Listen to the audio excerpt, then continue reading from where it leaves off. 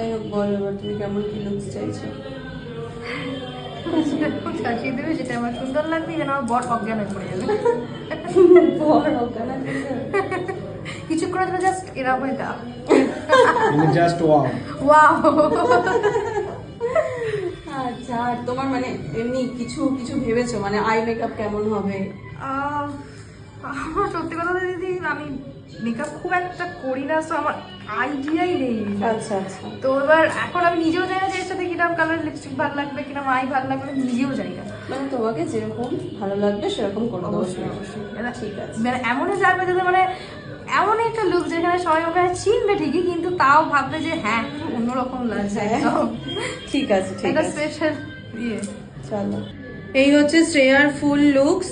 এবার শ্রেয়াকে একটু জিজ্ঞেস করি কেমন লাগলো, বলো কেমন লাগলো? ভীষণ ভালো লেগেছে, আমি যেটা এক্সপেক্ট করেছিলাম তার থেকেও ভালো, ভীষণ ভালো লেগেছে, তুমি স্যাটিসফাইড? ভীষণ ভীষণ খুব তো ভালো। এই হচ্ছে ওর ফুল লুকস। আইটা একটু ক্লোজ করো, আইটা ক্লোজ করো। এই হচ্ছে ওর আই মেকআপ। তোমরাও কমেন্ট করে জানিও যে কেমন লাগছে আমার এই মিষ্টি ব্রাইডকে।